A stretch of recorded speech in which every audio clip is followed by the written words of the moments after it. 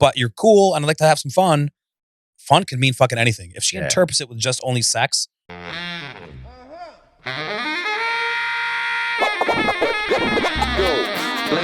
Ladies and gentlemen, you are now about to witness the journey that is the Lyfe Choyces podcast. Yeah! Welcome back. Yeah. Great to have you. This is great. I love this here. It's a lot of fun. I thoroughly enjoy just talking with people, and it always seems to be something of resourceful helpfulness for the viewership. Of course. Which is what I'm loving. Value. Yeah. So real quickly, just like before we actually hit record, we were starting to talk. I'm very fascinated. Excuse me. I'm very fascinated with the fact that you are in the branch of the military, which is the Air Force. Yeah. The fact that I get to see all of your social media posts when you're doing different, whether it's doing different events or you just happen to go to like the hangar, and I get to see all these really, what I consider cool, It is cool. Aircrafts and stuff like that. I then start to think about how intense it must have been, because I'm assuming you might have been around 18-ish when you joined? 17. 17. Yeah. So is that the legal age? Like, No. I don't know much about You have to have a GED. You have to graduate high school. Well, that's it. Just graduate high school, and then you can sign up with whichever branch best suits you. And if you're 17, my parents had to sign me away, basically. Okay. And you're not an adult, really, in the legal eyes. Right. And then that means that you can go to basic training. When you sign up, you say, okay, I'm going to do this. You go take an oath of enlistment. The recruiter had to come to my parents' house, and my parents had to sign me away. My mother fought the recruiter for months. And then when it came time to sign, my father and we bombarded her. Like, I felt bad at the time. My father and me and the recruiter, my father was like, just come to the house. I'll deal with your mother. And she was there cooking dinner, okay. And then he shows up with paperwork, and my father's like, Sue, just sit down. My mother's name is Sue. And she's just, you see this look of I'm pissed, I'm sad, I'm every emotion. And he's talking to her. He's trying to calm her down. Man, this is a good thing. This is prior 9/11. Right. So nothing's happening, right? Everything's, he's going to have a good career, discipline, do something with his life, the whole thing. And it sounds great. All she thinks of is it's war. He's going to die. That's it. I can imagine that train of thought for sure. Yeah. I don't have a problem. Of course. You are signing up to gain some benefits like schooling and knowledge and training and discipline. But at the end of the day, you're also signing up to the point where they can deploy you. They own me. Yeah. The government they can deploy you into whatever. Mm-hmm. So I was like, I'm doing this. That's it. And then I remember her oh yeah moment. So the paper goes around. I sign it. My father signs it. I still have the paper. I have it. May 29th, 1998. And my mother was she has the pen in her hand. Apprehensively. What's that? Apprehensively. Yeah. She looks at me. She has the pen and she looks at me at the kitchen table. She was like, is this really what you want to do? She couldn't believe it. Mom, it's May. October, I'm going to be 18. And if we don't do it now, I'm going to do it then. She was like, signed it. She cried and left. And I felt, I was like, fuck. I see your mother crying. That was it. And the recruiter took me outside, shook my hand. He was like, welcome to the greatest Air Force the world has ever known. I was like, that's it. Fucking shit, man. I still get chills saying that. It was awesome. I think it's so freaking amazing. I've always wanted not to sign up, but to go to basic training. Yeah. Because I love the idea of all that, at least what I think it might be like. And I understand it's probably going to be a little tougher than I'm imagining. Mm-hmm.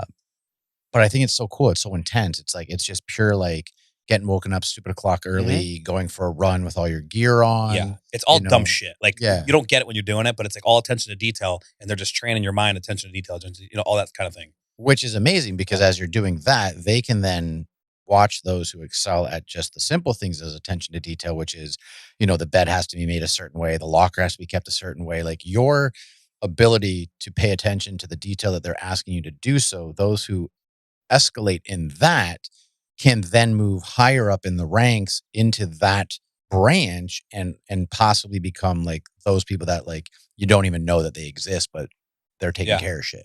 Yeah, they're it's very, so mine was only 6.5 weeks. The Marines is 3 months. It depends what you do, right? Air Force basic training was 6.5 weeks. And yeah, you're in there, and you can't really gauge enough, but you can weed out people who are just it's not hard, right? Get up. They're going to wake you up at 4 a.m. You're going to go do push-ups and sit-ups and run. And then you're going to get ready to go eat.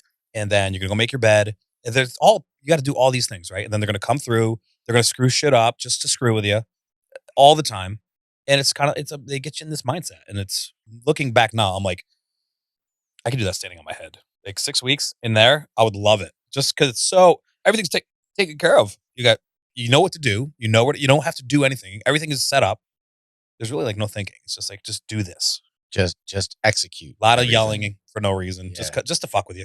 I mean, it's like a hazing thing, I guess. Yeah, but I enjoy that. Like anytime I've been in a situation like that, and even at a young age, I've taken it from the mindset of, this is like pushing me harder into something that I'm going to become, which is just becoming a better. Oh yeah, whatever. Whether it's a better thinker, a better worker, a better listener. At that age, you don't really understand why it's happening. Mm-hmm. And now looking back, you're like, I can do that, no problem. Yeah, easily. And I would love it too. Like, do you fly? No, I got into the career field I got into was guidance and control specialist, which is basically a flight control specialist on airplanes, either helicopters or airplanes. One day you just get orders and it says where you're going to go. And mine was McGuire Air Force Base in New Jersey. This is great because I grew up in upstate New York. So I'm only like 4 hours away from my family. And I'm still like a child at this point. So that was good for me, thinking like, I'm still thinking back, like, I want to be near my family, all these things, right? I had a girlfriend up there. She was going to college. And I'm really in this small mindset still, right? It wasn't until where I didn't want to go, little by little, I did not want to go visit anymore. Nothing against them, but I was like living my own life. Jersey, Philly, New York, the Jersey Shore. Amazing. And then deployments, all sorts of stuff. Isn't that amazing though, how life is broken up into different segments where when you first leave the house, you have this level of freedom, right? You finally, you're not under the roof of your parents. We grew up in a time where I feel like a lot of households were, my roof, my rules. And so now you can go do whatever you want, but you still have that love and you want to come back and it's fun to visit, because when you do come back, there's a lot of positive energy coming at you, right? Sure. But then as you do develop more as an individual and become a person of more experiences, all of a sudden that, for me at least, it sounds similar, the necessity to go home wasn't as necessary. No. And then those visits home every couple months became like once a year, twice a year. Then it became like once every few years. Like 46 now, my life has taken me down so many different roads and so many different lives, basically, that, like, for example, my eldest nephew, Ari, is 17 right now. And he has probably seen me roughly about 7 or 8 times his entire life. Yeah. And it's just like, and it's not because you don't love them. It's not because you don't want to see the family. Life just changes and you have other things going on. And that's just where it is. Yeah. The Air Force deployment. So my first one, I remember doing it like a deployment, not like a trip somewhere to do training or something. Like you're going to go for 6 months and you're going into the shit. And I remember I was like, all right. And I was all like, this is where when I tell people, they're like, this is not normal. Okay. And it is for me, but it's just not in the general populace. So I'm like, okay, I'm going to Iraq. I'm like, all right, let's fucking do this. Right. And I was like, all fucking genned up for it. Right. But I knew what I was going to be doing there. And I'm not like kicking indoors, but there's bombs coming at you, mortars, whatever you got going on over there. But the process of leaving, there's this whole mind shift you have to do. Right. And it's like this thing where the first time you do it, you're like, you go through this line, you pick up all your gear. They send you to a air base where it's like the hub for in theater. In theater is over there somewhere, right? And you go to this hub on a commercial airliner. They send you here. And then you sit there and you find your own transportation to where you got to go on a military jet. You leave the U.S. on a... It's a chartered airline. Right. So it's a normal plane or just it's Army? Huge, no. It's a huge, like, it's not like United or anything. There's a bunch of chartered airlines that they just do this. It just flies around the world, picks people up, either cargo or people, and drops it wherever. Okay. Yeah. Now, are you in full gear when you go on this? Yep. Okay. And then, like, is it normal seating or is it like, normal seating, but you're full it's huge. Gear. It's like a huge 747 or whatever. Right. And there's like all these people all going to the same, you said theater?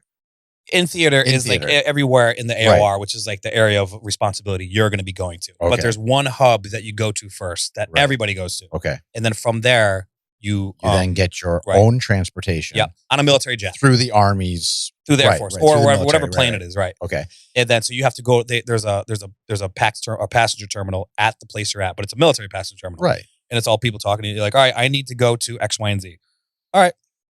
They bring it up like, well, the next one we have going there that's coming in here is in 3 days. So you can come back tomorrow. Maybe things change, but plan on leaving. Which I assume they do relatively all often. the time. It changes daily, so you never know. So the next one's in 3 days. Come back tomorrow and check, but like plan to leave in 3 days. So then you just chill out and you're there for 3 days at this place, and you're like, okay. And it kind of sucks. You're in the middle of the fucking desert. You say chill out, but you're in the mindset. Yeah, you're in the mindset when you leave the US that like, okay, I'm going to deployment. And regardless which aspect you're going into, whether it's knocking down the door or being, or finance or whatever, there's everything there. And they have a structure. You're still in the zone. Yeah. Right. Oh, yeah. You're still in the mindset of like, okay, I'm going to do my best job and hopefully come back. Yeah, 100%. That has to be there. Of course. Right. So when you say chill out, like, it's you're not doing your job yet because you're waiting on transportation. Right. So you're chilling out and they have like, you can go to the gym, you can just sleep, you can whatever, but you're in your military stuff. There's very little civilian clothes. You can bring it just when you're sleeping or whatever, you know what I mean? And then you step outside and you're like, what the fuck?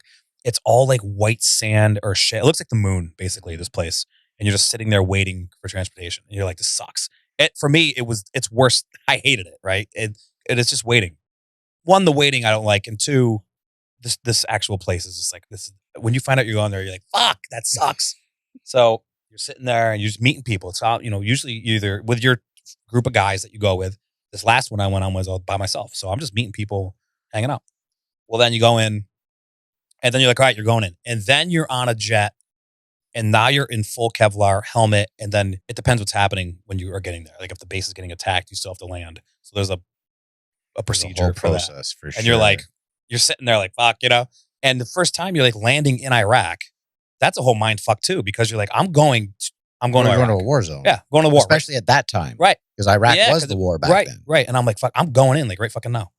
We land and then like picks you up and it's like this whole area, this whole thing, And yeah. Then you start, just working, then you get like used to it. You kind of whatever. You carrying you got guns on you, you got your M4, M16, whatever have you, in full gear all the time. And then was it a situation that, and I'm sure it's situational for every single human being that is going to deployment. Is it something that you had to like get yourself into a mindset, or was it just like, I'm doing this, I'm here? Like, it's just, I think it's subconscious. You're definitely like the nerves are high. Like it's all like high nerves, right? You're like, okay, I'm like, I'm doing this, I'm going in, and you don't know what to expect, especially when you've never been there, right? Or you don't know, what's going on, what's happening. It's all subconscious. But then you get used to that. That's like a muscle you're building. You don't even know. Because after that was my first deployment, your dog's got your feet right under my face, right under my feet. It's hilarious. He goes, you get into this mindset, you don't even know you're doing it. You build a callous mind. Yeah, then it becomes routine. That is what's not normal. Like routine is war for you or a war zone. And every time I had to go after that, I was like, okay, let's pack my gear. Let's see you later. This last one I just did a couple years ago to Afghanistan. I get orders and I'm like, oh, guys, I'm going to Afghanistan. And they're like, everybody is like, what? And I'm like, what's the problem? Everybody who's not enlisted. Right. Everyone who has has this done, is like not friends I had or wherever. I waited to the bitter end to tell my mother because like she, again, and always will. Yeah. And I'm like, but it was just kind of like, no, I love this.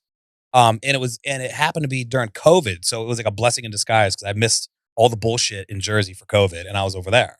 How many deployments have you done? So you started when you were like 17, 18. Yeah. You're now 43. So I have 26 years in. 26 years in, and you've done how many deployments?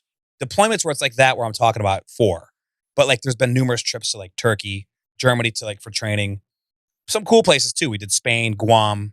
I've done for a couple of weeks. Guam is just cool. Yeah. Just being there is cool. 20 some odd years enlisted. When is retirement? Yeah. August 4th is my last day. This year? Yep. Oh, congrats. Thanks. I put my paperwork in. There's a process to do your retirement paperwork and do all that, and I'll process. Like I said, I see your stuff on social media, and because I'm a person that's kind of lived my life kind of the Godfather trilogy aspect of it, where brotherhood is such an important thing to me, you've created, and not just within the entire Air Force, but then within the entire aspect of anybody enlisted, I feel like there's a special bond that I wouldn't have with those people. Right. Of course. That you would have. Yeah, of course. Right.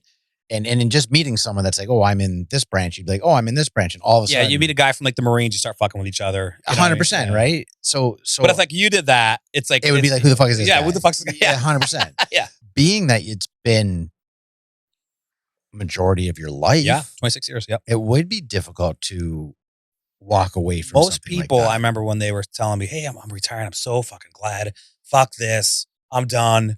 I was like the opposite. I knew it was time for me because I'm doing my own things. And I remember when it's time to go do my time, I almost like forget. I'm like, fuck, where's all my stuff? I got to go do this. I was almost like, I am sick of some of the aspects. The military is changing. I want to take care of these guys in my shop and make sure like they're set up for success. And then there's a bunch of bullshit that I'm like, I'm good. But also just the identity of like, I've been saying I've been in the Air Force since I was 17. I'm like, that's one of the things, like Air Force, boom. Less of your life has not been in the Air Force. So it took me a long time to come to grips with like, I'm retiring. That day that I'm leaving the base, I'll probably be fucking sobbing the whole way home. Sure. You know what I mean? But the great thing about what you've done and what you're able to do in the future from the aspect of the Air Force is, yes, you might be retired. You don't have to go do training. You don't have to go do deployments, but you will never be without the Air Force because you can choose. And I know this for a fact, even though I don't know much about the U.S. military, I know the fact that you will always be able to go and speak at events if you chose to. You could always reach out to someone that has some kind of event for young people in the shit right now, and exchange stories. Be there for a lean people on with the PTSD, shoulder. people who are fucked. People think that's where I started. Like part of that is where I started like my own like little coaching thing. That's part of like the Tom Lamir Project and like my gig, and not just the dating, but it's all this stuff of like, you don't have to have this mindset of like, you're just fucked and you're no good or whatever. And a lot of it does come from a mindset. If you have PTSD, if you have some sort of depression, you will get in that mindset of, I'm not valuable, I'm not good. And it's just all a bunch of bullshit. But you got to like filter that out. And there's aspects and tools that I've had them forever. You just have to get it out of yourself to be able to tell other people what it is and become valuable yourself. And I love that. And that's why after meeting you for the first time, and was it Pete that connected us? I said this today at the give me some sick tattoos. Yeah, I said this at the gym today. Like Pete's actually sent me, I think, like 3 or 4 guests, which I absolutely adore. And he was right though, because like the person who you are, I obviously vibe well with, and I love the fact because the Tom Lamir Project that we talked about last time, with regards to dating with intentions. Yeah, yes, I love that aspect and your willingness to help other people, because you've taken all aspects of your life, everything that you've learned, good or bad, from them, and you're putting them towards a use where other people can benefit from your knowledge. What I love about that is the way the world is now, right? The way the world when we grew up, to get this information, you had to go to a doctor, a white coat, to get medical information. You had to go to a doctor, psychologist, to be in therapy. But nowadays, there's no difference between us doing research online, becoming great at what we do, and figuring out the knowledge and applying it into our life. We've taken our experiences in life and the knowledge we've absorbed through reading, internet, and giving that out to people. Yeah. So it's really no difference to me if you have the experience. Yeah, if you have the experience and when you read stuff, and sometimes you'll hear a certain way and you're like, that is exactly it. But you can't put the words to your thought process sometimes, and you'll hear it somewhere or read it somewhere. Like, I've been doing this my whole life. Are you kidding me? Like, this is the thing. I could do this. You know, it's a lot of it is just kind of like you need to have like something has to click. Yeah, something has to be right. open. You got to bridge the snaps in your brain. I admire the fact that you've taken your personal life and created something to help others with it. You've taken your life in the military and you're doing something with that you're talking about, the whole Tom Lamir Project. Yeah, and a lot of it is because there is a military aspect where you're like, okay, I can take a plan, because following orders your whole life, like you got to do this, this, and this. I'm like, okay, no problem, right? So teamwork, leadership aspect, the whole thing, I can like work wherever. But a lot of it in my own personal life, we talked about this last time, I think, I went down some toxic roads, right? You don't know you're doing it until you are, and you're in this life. You're like, what the fuck am I doing? If you can take that as well become vulnerable, show people I was this train wreck, but now I'm over here like doing this. And if you are over here, this is called just drifting, right? You're just drifting through life. You're not doing anything, and you're waking up, and this is what you do. I remember I can vividly for years just doing this, waking up either hungover or not, waking up at whatever time, and you're just laying in bed looking at the ceiling. You're thinking like, what the fuck am I doing? But you just go about your day. Well, I have to get up to go to work, and you go downstairs and you get and in Jersey, freezing, start the car, go get dressed, leave, go to work until whenever, fuck off at work, live for the weekend. That's it. And then you do that for 40 years. And I remember for so long, I'm like, this can't be it. This can't. But you keep doing it because it's your comfort zone. And then you go. And then for me, one of the big vices was booze. I mean, but blacking out with it, trying to fuck any piece of puss I could get my hands on. Don't get me wrong. It was a lot of fun. That's what I was doing. It was so much fun for us as individuals. It was needed to be done because it got us to where we are now. Oh, yeah. But I couldn't agree with you more on those aspects of just floating through life. And so many people do it because whatever their reason is. But I have also, like, I absolutely agree, like laying in that bed and just, or to be honest, where I do it a lot is when I'm sitting on the shitter. Yeah. And I'm sitting there and I'm thinking to myself, I'm like, I was here yesterday. I was here yesterday. I was here yesterday. And like, I did that for so fucking long. And I was just like, it just cannot be. Right. And then when I started thinking to myself on the shitter, I was like, I literally said, I cannot be here a year from now. Now, then I started thinking and I started educating myself and I was like, okay, that's the wrong phrase. Because when you say I cannot be sitting here next year, all the world hears or the universe is I can be here. Right. So then I was like, I will be somewhere else a year from now.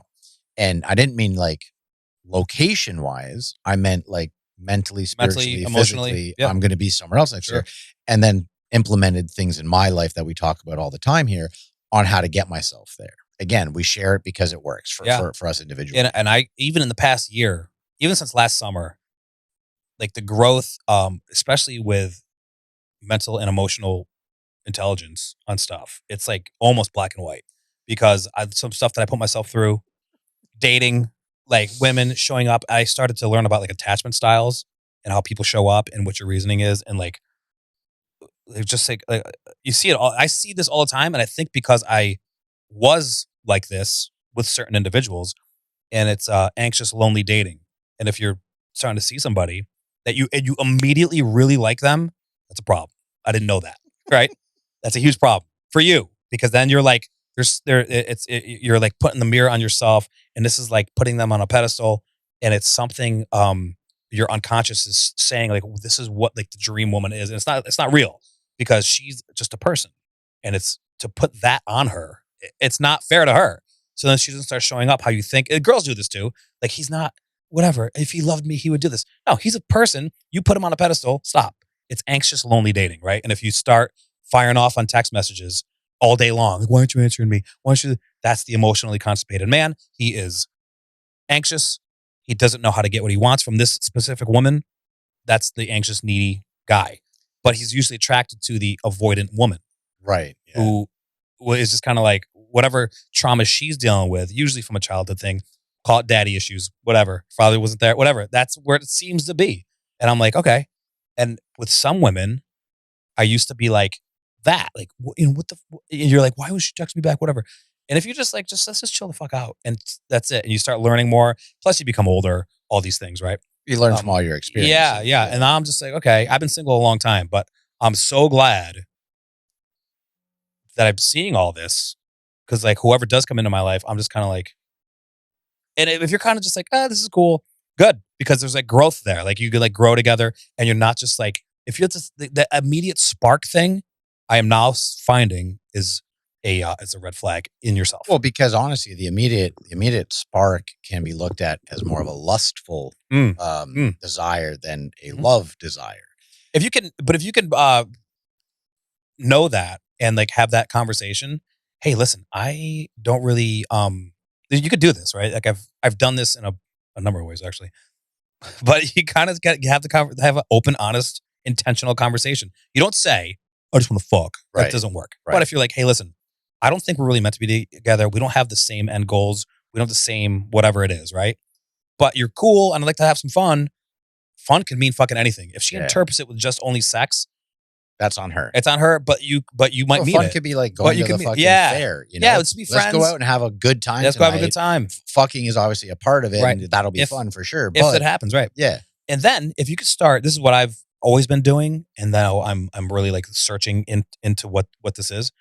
I've been immersing myself in female friends, right? I've always done that. I've always had a lot of female friends. I keep them separate from, my fucking weird shit I do over here with chicks, whatever. right. Yeah. But Well, or 'cause if I'm trying to date somebody, that's also over here. And then it's that's- a pool of information that you can either help or be helped by having those individuals who you're not trying to fuck, but they are of the. and they give you value and they have feminine energy. So when Yeah. like somebody shows up that you do want, you're way more. You have the tools because you've been dealing with all this feminine energy. You have more knowledge. Yeah, no more knowledge, Sure. and just really 90% of it is just listening. Like listen, know that women are going to react and talk with emotion and not your logic. Because the guy's going Right, to be and logical. that's true across the board. Of Men course. think logically, women think. Yep. Sorry, men react logically, women react emotionally. right, and it's not so much what they say; it's you can see their demeanor. Right, like Right. this is where the whole thing. Hey, you all right? Fine. You're not fine. I know you're not because Yeah, I can see it. I can see the yeah. A couple good points like that you were bringing up, and it's funny because my boys and I at the gym today we were chatting about this about knowing the person's routine and being aware of the situation where texting text or call. It's not healthy, right? Mhm. And the only time like when you're actually with someone where you have a healthy relationship, you'll text. And if you don't get a response from the person you're with, because normally their routine is to text right away, then 30, 40 minutes later, leave a voice. Hey, babe, just wondering. I hit you up. I let you know I'm going to be here. Haven't heard back from you. Just want to make sure you're good. If you're doing that 2 seconds after you text, okay, whoa, slow down. But if you're doing it spaced out to the point where like you're chill, you just want to check in, it comes across completely differently. Yeah. What I wanted to point out is what you said there about having that intentional conversation with the opposing person with regards to what you're kind of looking for.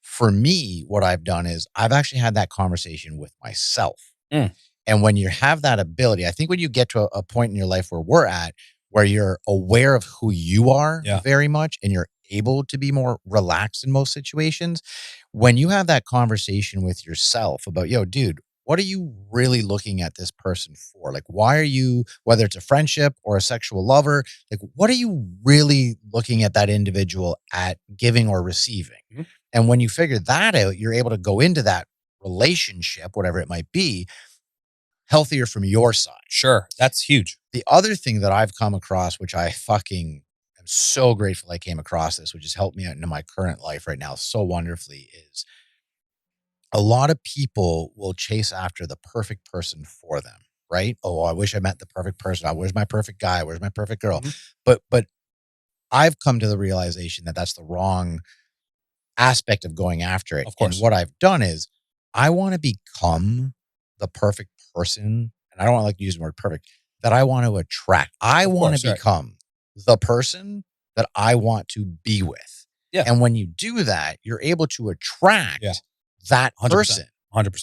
And it might not be right away. No, it won't be. But you'll see these people start to come into your life and they're not everything you are, but there's certain aspects you're like, that's something, this isn't, I'm not there yet, but it's something. Yeah. And you're absolutely right. Like you start to become the person and live like as if. And you get so detailed with this. You can even start like having closet space for a woman that's going to come into your life. Like keep it a space for her. Say, what side of the bed do you sleep on and where's she going to sleep? Stuff like that. You can do all these things, right? I've done it.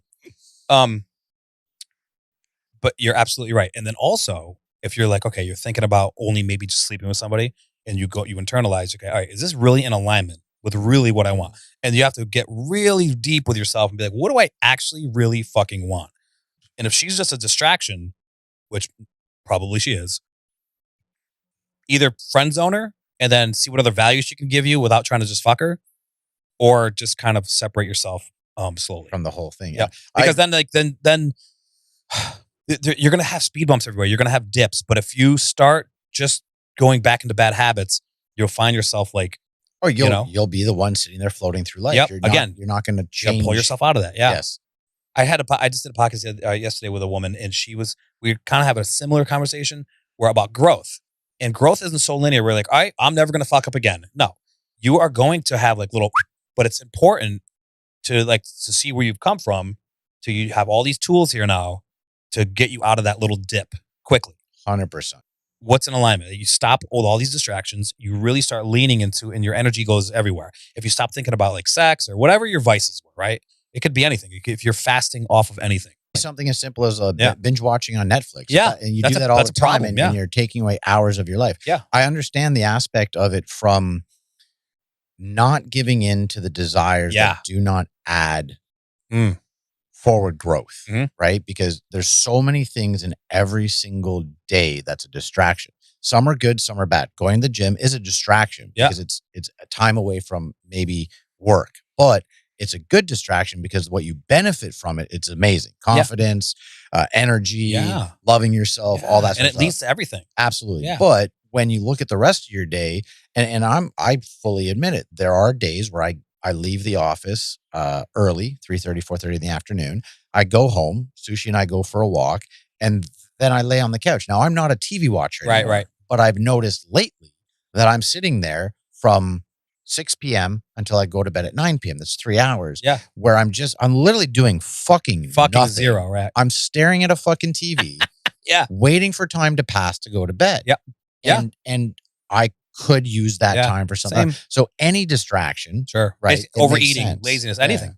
And it's all we all have something. I think it's important to say like, no, Netflix is not bad when you have like maybe, I don't know if you schedule it, but like leisure time to chill the fuck out. So you're not like just because you overwhelm yourself. I would anyway. If I didn't have something to kind of like decompress, and I do that with like a show of Seinfeld, I go right to bed. You know? Right. And that's what I explain to people all the time here on the show is I love the fact that I give myself, I think about 18 hours a day of possible productivity, right? Because I sleep for 6 or 7 hours and 18 hours of productivity. But when I say it's not work, there are certain things I do at certain times that are important to keep me aligned to do everything Of course. productively successful. And sometimes I spend a whole Saturday doing abso-fucking-lutely nothing but smoking weed and hanging out with my boys. It's great. Because that quality time with them does many things. It shows them that I'm present. It shows them that I value their time because I'm with them. And it allows me to understand why I'm working so hard on everything else. It's to enjoy those, like fully fucking enjoy those moments. And whether that's going to the beach or spending an hour and a half with Sushi, walking down the intercoastal, like whatever those things are, those are good distractions because they give you alignment. 100%. So Tom Lamir Project, just before we wrap it up here, Tom Lamir Project is not just like we talked about last time, Right. The events that you run, which is Right. That is a platform that'll it'll expose the whole like coaching program, and it's all about we talked about the drifting. Yes. That'll lead to depression, anxiety, low self-esteem, like all sorts of stuff because you're sitting there, and that'll lead you to vices, and it'll bring you to no self-confidence. You won't have confidence in yourself because you're not doing anything. You have no competence in anything because you're not doing anything. So you try to do something, you can't. You have low confidence in yourself and externally as well. That also leads to loneliness. So if you're alone all the time and you have no friends, or if you think you're comparing yourself to your friends who are getting married and you have nobody to hang out with, or whatever it is, a lot of people are lonely in relationships with women or guys, if you're a man or woman, and just friends because of you're either in toxic friendships that you have removed yourself from and now you're just by yourself, or you don't have whatever it is, right? Getting out of that is a certain way. The whole and I've done all these things. So I've like made my own program, and it's I think it's amazing. There's certain there's practical tools at each level. One of them is the dating aspect that we talked about, and it's like communication, positive relationships, a thriving life with relationships will take care of the loneliness. And if you could do that, we talked about this from a relationship perspective, but be the friend that you want to bring into your life too. Like if you're by yourself, right, because relationships are not it's everything. just, Yeah, it's of course. every interaction you have with another be a good human being. and there's ways to do that. And I live like this myself. This is why I don't know if you see like I'm in like playing baseball now. I don't belong with these guys playing baseball. They're like minor league baseball. They're fucking amazing. But just being around the camaraderie and like other dudes and like iron sharpens iron. And I try to set up positive groups of relationships all over the place, being my most authentic self, because there's no higher vibration than that. Like you are vibing from your like who you really fucking are. And it's hard to keep going into that pit to like dig more of who you are out. And it never stops. But it is so fucking It's rewarding, fucking awesome. dude. Yeah, it is. When you actually do it and you Like- show up like that, when you change, this is another thing. And people stop themselves from doing it. And I might have it at some point as well. But like when you are only doing and being what a lot of people in your life have seen you be doing, and you have to keep doing that to like appease their eyes or whatever, and they only know the version of you from some point, and you're changing. Keep this change. Keep over here who you really want to be. And you're not going to get this right all the time. And it's all testing. What do you want to do? Well, I didn't like that. All right, test it. Test. The whole thing of like being your most authentic self, finding your purpose, that is very hard. People are like, oh, just go do what you love. Well, a lot of people don't know what they love. Mhm. You have to test that shit. You Trial have and to work error. you have to work at it in here emotionally. You have to fucking get with some people. And my biggest advice in the whole thing that I'm doing is like, don't fucking listen to anybody Mhm. except for like, don't listen to anybody at all. Nobody knows fucking shit and everybody sucks. But if somebody is where you want to go or where they've already been, Whoever is living the life that you're aspiring to have, Right. Like, what did listen he to do? those people. right. Anyone else in your life who might be your best friend, who might be the closest people Closest in your people life, to you, but they ain't doing shit.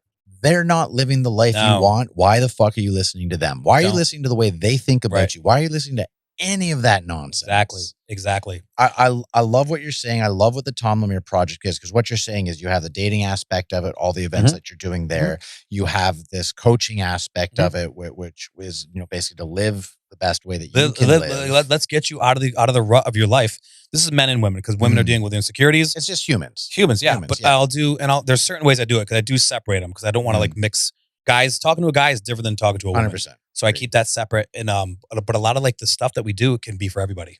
So I had this thought last night. This is so why I love doing this. I had this thought last night. It's like we all live in our own bubble, right? Sure. Which is what people don't necessarily understand. And you do have the ability to create the reality that you want. It's absolute. I don't give a fuck what anyone says. Absolutely right. It is my belief. It is my ideology that you can create the reality you want by your thoughts. And I'm sitting there last night on the couch and I'm like, I live in this bubble. And there's a lot of things that I still do because I'm still practicing. And like you said, growth is like this, like this. not so linear. There's Yeah. there's Oh my God. constant times that you trip over yourself. But the more you practice, the more you can witness it, see it, and understand, okay, wait a second, I don't want to go down. I want this. And when you realize you live in this bubble and you're doing certain things for other people's appeasement, when you realize that and you say, no, hold on a fucking second. The next time someone says, hey, let's do this, that, or the other, you don't have to say yes because it appeases them. You can literally say, nah, I'm good. Yep. And not participate in that. There's nothing wrong with it. Right. And the more you do that, the more you become a genuine you. Yep. And the more you do that, and again, there is no better fucking feeling than knowing that you are exactly who you're supposed to be. All of that is, I love it. It's harder for some people, because some people have like the people pleasing aspect, and it's hard to get over that. But if you just start choosing yourself for one, all the way, always choose yourself. And if people are like, oh, you're selfish. No. Who else am I? Oh, one, that's a bad term. It's really self-care. But yeah, if I'm not going to be selfish for me and what's meant for me, well, who the fuck am I going to be selfish for? It's the first thing. And two, throughout life, right? We were born a certain day. We're going to die a certain day. So we have this timeline of life. In this timeline of life, I have been probably 6 different people already, and I'm going to keep changing. And you're living all of these lives. So people can say all these things like, oh, I had the love of my life. You had the love of this life. Yes. Well, you can find another one, whatever it is. So people can get out of their heads and stop with these feel-good rhetorics that are just going to keep you down. It is so unfucking believable how people don't realize that in every aspect of their life, they have been so many different people. And when people say, oh, have you ever been in love before? I say, I have been in love, at least what I thought was love at that time in my life. Sure. Because who you are there, like who I am, who we are right fucking now, Yeah. God willing, 50 more years. Yeah. God willing. 100%. Who we're going to be a year from now Same thing. is going to be so Totally fucking different because we're choosing to use this to create all of this. Yep. And at the same time, what we're doing is we're trying to help everyone out there who's willing to understand that it's possible.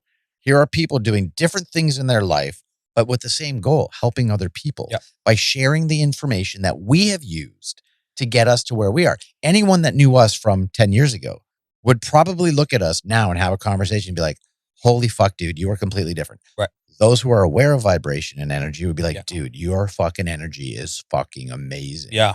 And it's not always. There are days, there are moments throughout the day that I'm blah. But holy fuck, that feeling of feeling 8 feet tall when I'm only 6'1". Mm-hmm. Because I'm aware of I am going to be me for me. And when you're on that path of growth with that, and you have a little dip, all these dips we talk about, right? It's all worth it because every once in a while you have like the slightest, like the fucking slightest win. And you're like, this is all fucking worth it. Holy shit. Not even like a huge win, but like a little fucking like, that was fucking awesome. And like, it's an epiphany or it's something. And you're like, I'm so glad I'm doing this because I could still be down here waking up every day. Like why? All sorts of stuff. And the great thing about it, at least where I'm at right now, is because I am physically and mentally doing my absolute best to practice being present every single day and trying to do it every moment of the day, which is very fucking difficult.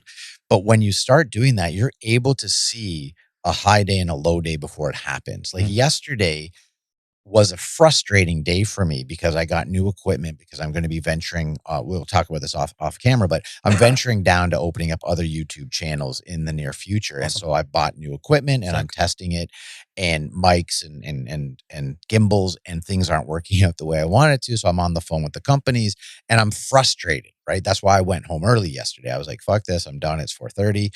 I'm going to just do nothing. And as I'm doing that, like literally on the drive home, because I had already booked yourself and another guest today, I was like, you know what? I'm completely okay right now in this moment feeling this way because I had a frustrating day, because I know tomorrow's going to be such a fucking fantastic day because I know the energy that I'm going to bring to the 2 recordings I'm going to do, which I know that means the whole fucking day together is just going to feel fucking amazing. And it's crazy because it's literally just being present and understanding that, okay, today, not so great. Not the biggest win, but I know tomorrow's going to be a win. And it's weird because at the same time I'm saying that, right? I'm creating that reality before that reality happens. So therefore I'm living that reality in the moment. And today, so far, big fucking win already. Oh, huge win. Yeah. Awesome podcast. I love this shit. On that note, we're going to wrap it up. Tom, thank you so much for coming 100%, back again. Can't wait to do it again. We're going to do this continuously. I want to hear how the Tom Lamir Project continues. I've seen you go on other podcasts recently on your socials. All your information's down below again. For everyone out there in the Lyfe Choyces podcast land, thank you so much for coming back each and every week. We look forward to seeing you next week, Tuesday at 2 p.m. here on the Lyfe Choyces podcast. Much love, everybody. Ladies and gentlemen, You are now about The Journey, Life Choices podcast.